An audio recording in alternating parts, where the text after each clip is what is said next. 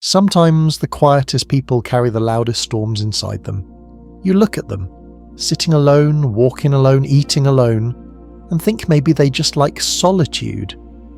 But behind that silence there's a story not of choice, but of quiet endurance. The kind of loneliness that doesn't scream, it whispers. It hides behind smiles. It hides behind "I'm fine." People who have no friends often become experts at pretending. They master the art of looking okay, because society fears loneliness. It labels it as something broken, something to be fixed. But the truth is, loneliness is not always a curse. Sometimes it's a mirror, a reflection of the world that forgot how to truly connect. These people weren't always alone. They once believed in friendship, in laughter, in shared secrets at 2 a.m. They once trusted, opened their hearts, and gave too much. Until one day, something broke. Sometimes it was betrayal. Sometimes it was slow distance. Sometimes it was realizing they were always the listener but never the one heard. And slowly the walls started rising. Not out of pride, out of protection. You see, when a person loses friends, the world doesn't pause. Life keeps moving, but something inside them freezes. They start watching more than living, observing people laughing, posting pictures, making plans, and deep down they wonder, when did I become invisible? That question doesn't always have an answer. It just lingers in the air like smoke.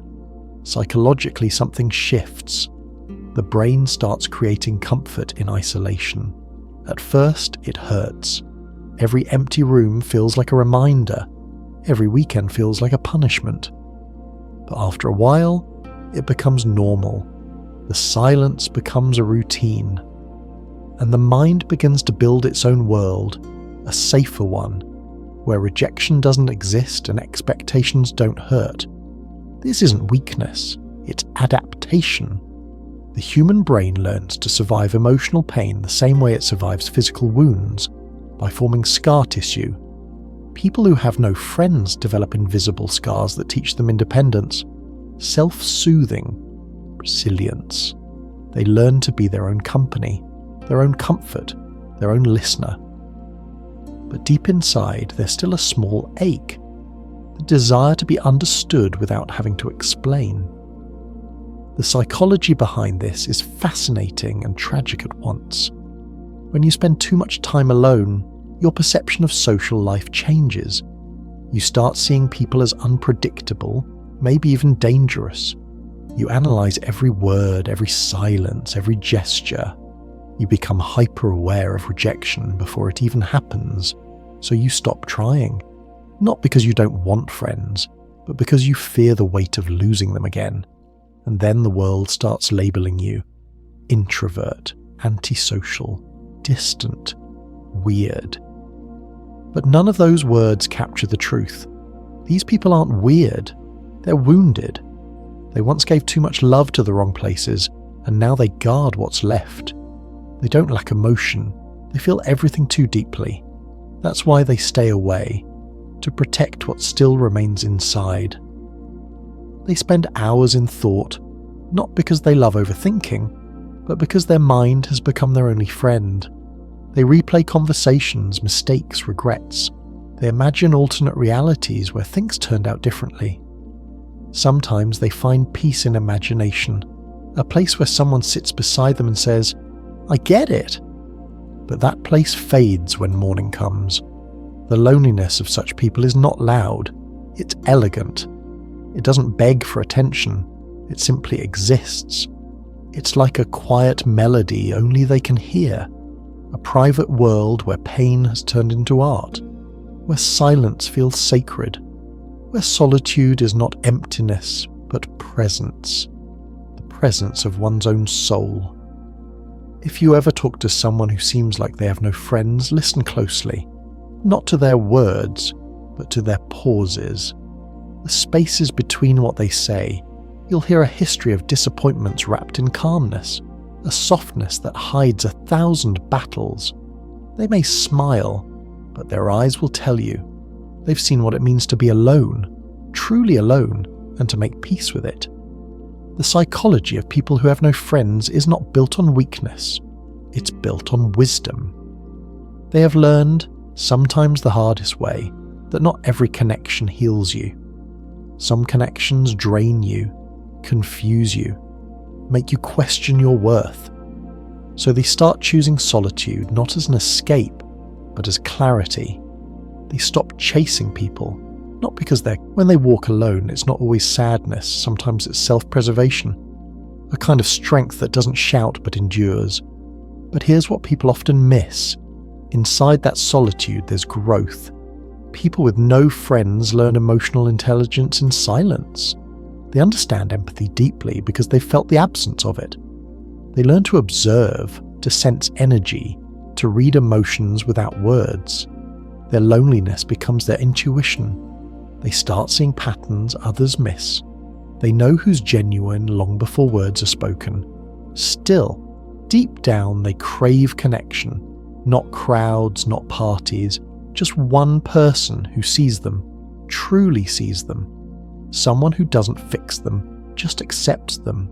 Someone who can sit beside them in silence and make it feel like home. That longing never goes away. It just hides under layers of calm. And yet, not all solitude is sorrow. Many who have no friends turn their isolation into power. They create, write, build, dream. Their inner world becomes their sanctuary, a space where imagination blooms. Some of the greatest minds in history walked alone. Their solitude gave birth to genius, not because they hated people, but because they understood something deeper. Growth often happens in silence. There's a certain beauty in the mind of someone who has no friends. It's raw, reflective, poetic. They don't chase validation, they seek meaning. They don't crave attention, they crave peace. They don't run from the world, they walk through it slowly, noticing what others overlook. Pain has made them gentle, silence has made them wise, and maybe, one day, someone crosses their path. Someone patient enough to understand the language of quiet hearts. That's when they open up, cautiously at first, like a flower learning to trust the sun again. They share their thoughts, their fears, their humour, their hidden warmth, and that's when you see who they really are. Not distant, not broken, but beautifully human. So if you're someone with no friends, remember this. You are not less. You're not forgotten. You're evolving in silence. You're learning things most people never will. Don't rush to fill the emptiness with noise. Let it teach you. Let it shape you. One day, the same solitude that once hurt you will become the space where you finally find yourself. And when that happens, you'll understand the truth. Being alone doesn't mean being unloved. Sometimes it means being deeply connected to something larger. Your own soul, your purpose, your peace. You're not missing out on life, you're preparing for it.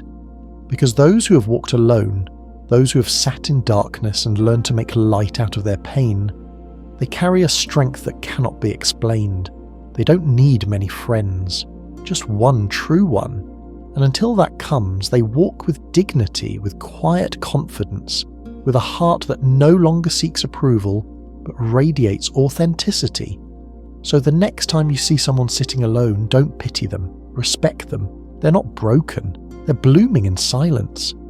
They found something most people spend a lifetime chasing, peace with themselves.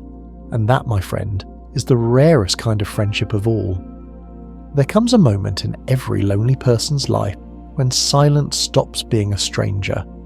At first, it feels heavy, an empty space that echoes with questions, regrets, and memories that don't fade. But slowly, that silence starts to breathe with you. It begins to feel like a companion, not an absence. And in that stillness, something beautiful starts to happen.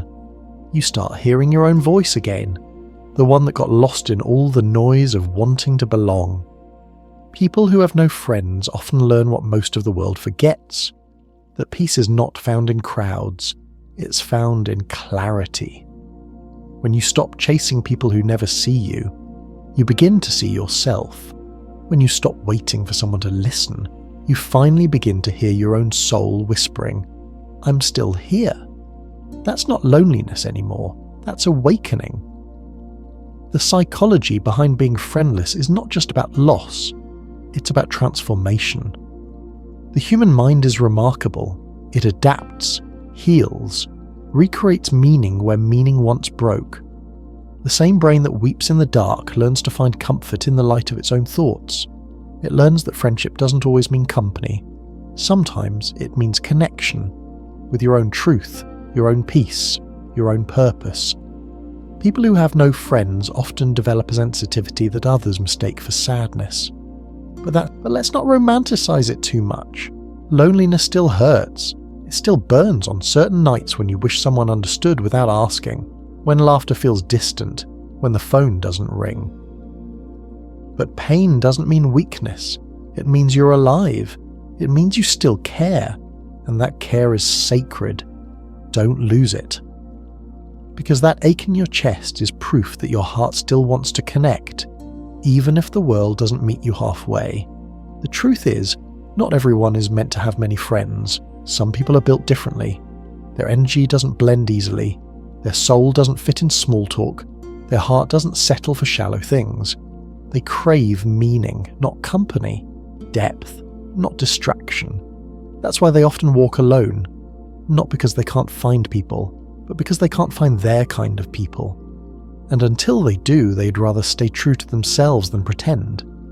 It takes courage to live like that. To wake up every day, face a world that glorifies popularity and connection, and still choose authenticity.